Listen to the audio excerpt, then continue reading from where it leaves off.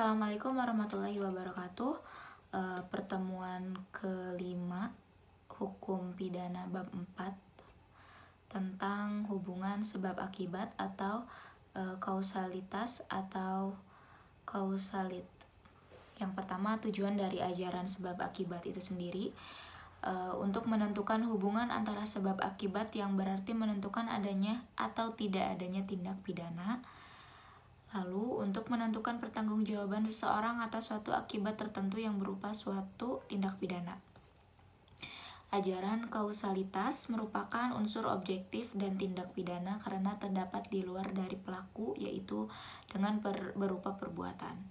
Dalam rumusan delik, ditentukan adanya unsur akibat dari suatu perbuatan, maka untuk menentukan unsur perbuatan yang menimbulkan akibat itu dipergunakan ajaran sebab akibat.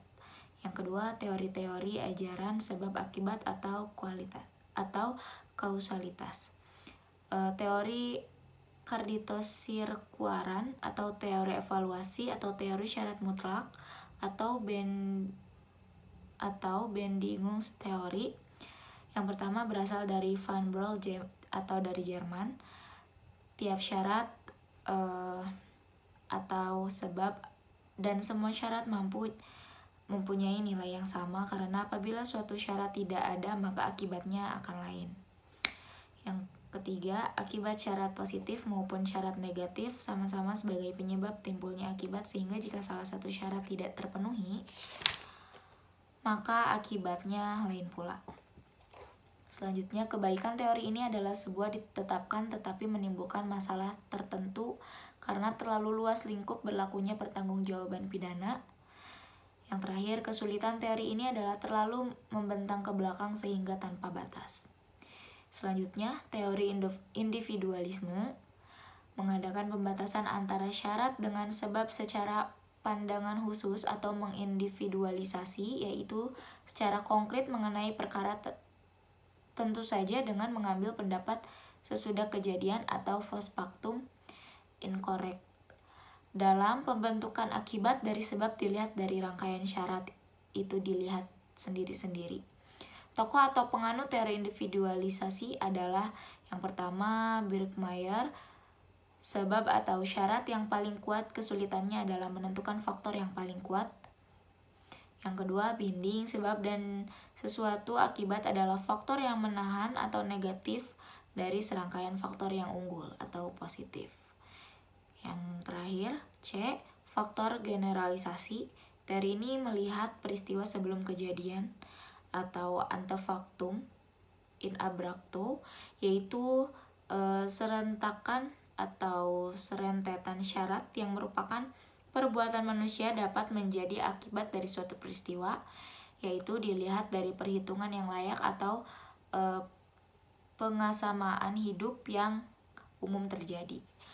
Menurut teori ini harus dicari sebab yang sama atau adekuat untuk dapat menimbulkan akibat yang sebagainya. Oleh karena itu, teori disebut teori adekuat.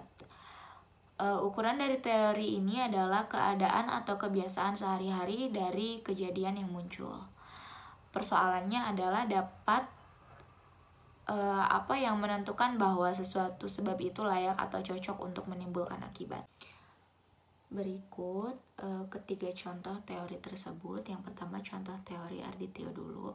Si B mengganggu si A, kemudian si A memukul si B dengan kekencangan sehingga si B terluka.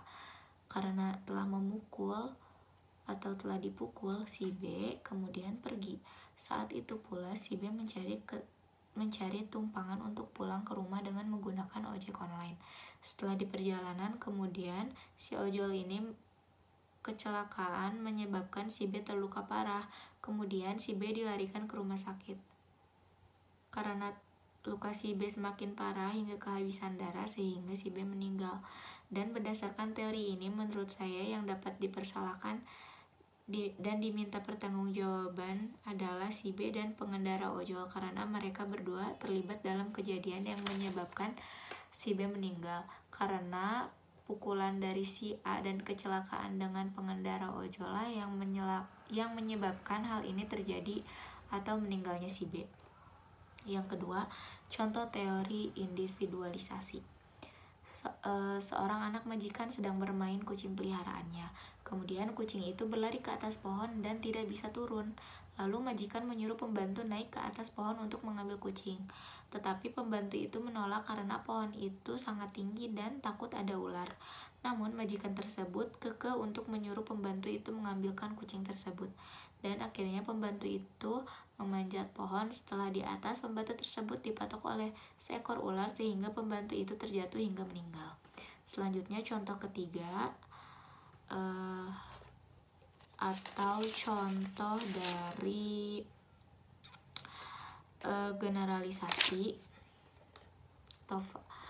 Ketika si A mengetahui bahwa si B mengidap penyakit asma dan menyebabkan kematian jika dia kekurangan oksigen atau hipoksia, tetapi si A tetap melakukan hal sudah dia ketahui seperti membungkam mulut dan hidung si B. Resikonya, si A tetap membungkam si B hingga sesak nafas yang berakibat si B meninggal.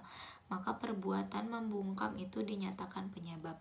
Terima kasih. Wassalamualaikum warahmatullahi wabarakatuh.